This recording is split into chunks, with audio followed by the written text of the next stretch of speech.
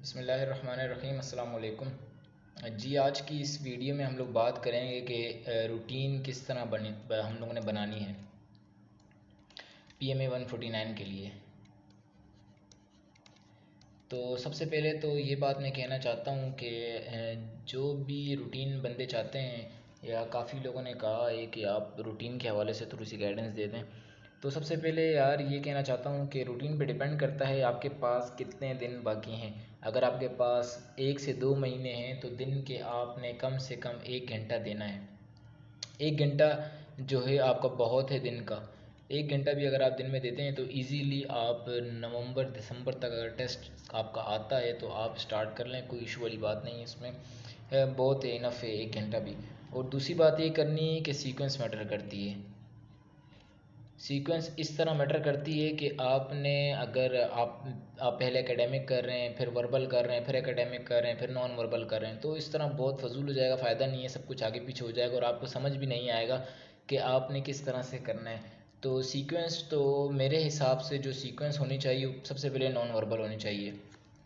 ये non verbal पहले इसलिए होनी चाहिए क्योंकि नॉन वर्बल जो है वो बिल्कुल बेसिक कॉन्सेप्ट्स में होता है और इसके हवाले से थोड़ा सा इंटरेस्ट भी डेवलप हो जाता है। उसके बाद जो है सेकंड स्टेप वर्बल का होना चाहिए, उसके बाद आपका एकेडमिक है। वर्बल नॉन वर्बल अगर आपने एक दफ़ा अच्छे से कर दिया तो उसके बाद आपको दोबारा ज़रूरत नहीं पड़ेगी बिल्कुल भी इसको देखने की। जब आपका टेस्ट हो उससे 1-2 दिन पहले इंपॉर्टेंट टेस्ट जो इंपॉर्टेंट क्वेश्चंस होते हैं वर्बल के, तो होते हैं इंपॉर्टेंट क्वेश्चंस जो तकरीबन वही आते हैं। और दूसरी बात ये है कि नॉन वर्बल में जो है आपने आखिरी दिन देख लेना है या 1-2 दिन पहले देखना है। एकेडमिक जो है वो हमारा मेन फोकस होता है क्योंकि एकेडमिक के बगैर जो है आप बिल्कुल क्वालिफाई नहीं कर सकते। वर्बल नॉन वर्बल भी बच्चे क्लियर कर लेते हैं लेकिन एकेडमिक में फ़ेल हो जाते हैं। तो एकेडमिक जो है मेन पार्ट है। अगर आपने फोकस करना है तो आप लोग दिन का 1 घंटा दें, वो बहुत ही हो जाएगा और इनफ होगा।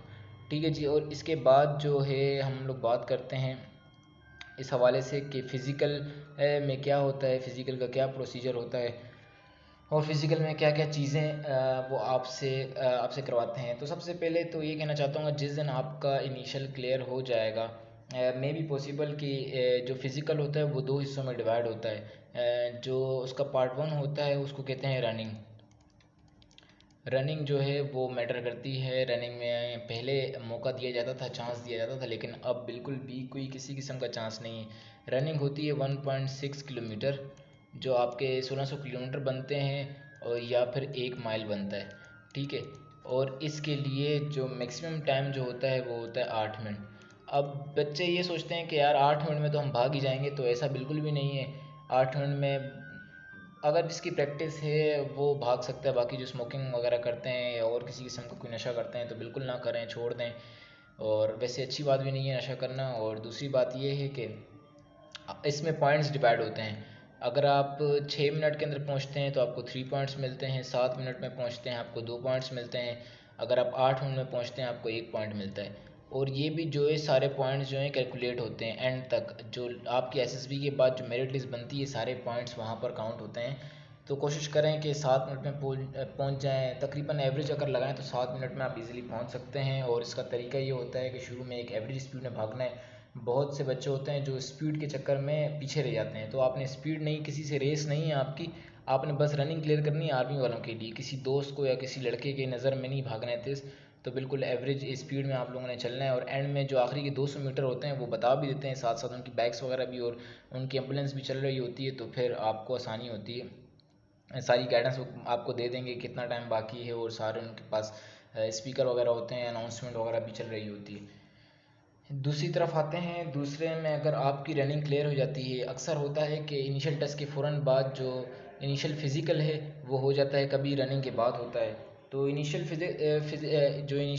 फ़िज़िकल है उसमें क्या होता है, इनिशियल फ़िज़िकल में जो है सबसे पहले आते हैं पुशअप्स। आपके पुशअप्स होते हैं 15 से 20, 15 to 20 पुशअप्स,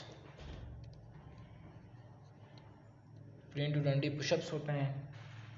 इसके अलावा 15 to 20 सिटअप्स होते हैं। इसके अलावा आपके 3 to 5 चिनअप्स, 3 to 5 चिनअप्स होते हैं। और होता है डिच क्रॉसिंग। अब इसमें से इम्पोर्टेंट जो है, सबसे इम्पोर्टेंट क्या क्या चीज़ें मैं आपको बता देता हूँ। अगर आप देखें तो इसमें जो इम्पोर्टेंट चीज़ है ना, वो आपके चिनअप्स हैं और आपकी डिच क्रॉसिंग है। डिच क्रॉसिंग जो है 7 बाय 7 फीट है और 4 फीट जो है वो डीप होती है।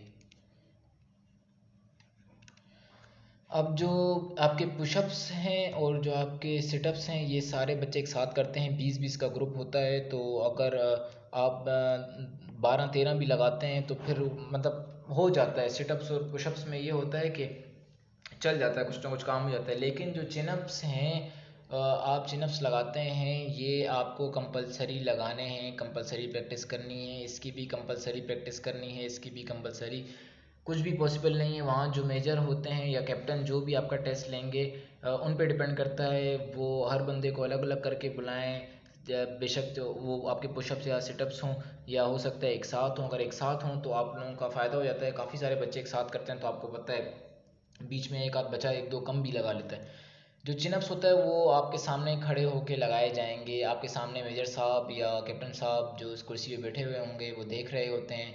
अब 3 से वो 6 भी लगवा देते हैं, 7 भी लगवा देते हैं। वो डिपेंड करता है आप किस तरह पुशअप्स, आप किस तरह चिनअप्स लगा रहे हो। चिनअप्स के लिए आपको दोनों हाथ पूरे खोलने हैं ऊपर जाके, और नीचे जाके पूरे फोल्ड करने, मीन्स पूरे आपके जो जो एल्बो है पूरी खुलनी चाहिए। ये बेहतरीन जो है वो चिनअप्स का। बाकी जो डिच क्रॉसिंग है, डिच क्रॉसिंग में जो है बच्चे एंड टाइम पे जाके नीचे देखते हैं। आप लोगों ने नीचे नहीं देखना है, डिच के अंदर नहीं देखना है, और सामने देख के भागना है तो इजीली डिच क्लियर हो जाएगी। अगर आप हाइट फोबिया है, हाइट से डरते हैं, तो आपके लिए बड़ी मुश्किल हो जाएगी। इसकी प्रैक्टिस करनी चाहिए आपको। और बस भाग के जाना है नीचे, आपने डिच में नहीं देखना और रुकना नहीं। अगर रुक गए या नीचे देखा तो आप गिरेंगे। और इसमें कोई मसला नहीं होता है कि अगर आप गिर जाएं तो आपको चोट नहीं लगी, क्योंकि उन्होंने काफ़ी मतलब उन लोगों ने कवर किया हुआ होता है। जैसे ये 7 बाय 7 फीट की डिच है, तो यहाँ पर उन्होंने कोई गद्दा वगैरह लगाया हुआ होता है कि अगर आप यहाँ से भाग के आएंगे, अगर आप गिरते भी हैं तो इस गद्दे पे गिरेंगे, आपको चोट नहीं लगेगी। तो आपको जो मेडिकल का है वो अल्हम्दुलिल्लाह वो लोग सारी फैसिलिटीज़ होती हैं, तो ऐसा नहीं है कि आपको कोई चोट वगैरह लग जाएगी। बाकी इनिशियल की तैयारी के साथ साथ फ़िज़िकल की तैयारी भी साथ रखनी है। खुदा ना खास्ता ऐसा ना हो कि आप इनिशियल तो बड़े ज़ोर शौक़ से करें, उसके बाद आके जी आप फ़िज़िकल में फ़ेल हो जाएं। तो ऐसा नहीं होना चाहिए बिल्कुल भी। और बंदे को बहुत अफसोस होता है, वो इतनी मेहनत करता है एकेडमिक, बस दिल लगा के पढ़ता है, सारा रिटन टेस्ट क्लियर करके यहाँ पर आके वो फेल हो जाता है। तो काइंडली मेरी गुजारिश है कि इनिशियल के साथ साथ, इनिशियल प्रिपरेशन के साथ साथ आप लोग फिज़िकल पे भी फोकस करें और रूटीन अपनी कोई भी बना दें अपनी अपनी टेस्ट डेट के हिसाब से। अगर आपकी टेस्ट डेट दूर है तो आप उस हिसाब से रूटीन बनाएं, अगर करीब है तो हिसाब से। मैंने एक एवरेज बताया है, आप इस डेट के हिसाब से, आज की डेट के हिसाब से एवरेज मैंने आपको बता दिया कि अगर आप लोग 1 घंटा भी दिन का देते हैं और सीक्वेंस के साथ पढ़ते हैं तो 20 नवंबर तक इंशाल्लाह आपका सब कुछ बिल्कुल सब चीज़ें कवर हो जाएंगी आपके इनिशियल टेस्ट के हवाले से। बाकी रनिंग स्टार्ट कर दें, लाजमी आखिरी के महीने भी स्टार्ट कर सकते हैं अगर जो बहुत ही मतलब फ़िट हैं। और जो फिट नहीं हैं, जिनको फिटनेस का डर है, उनको स्टार्ट कर देनी चाहिए रनिंग। बाकी अपना ख्याल रखिएगा, दुआ में याद रखिएगा। अल्लाह हाफिज़।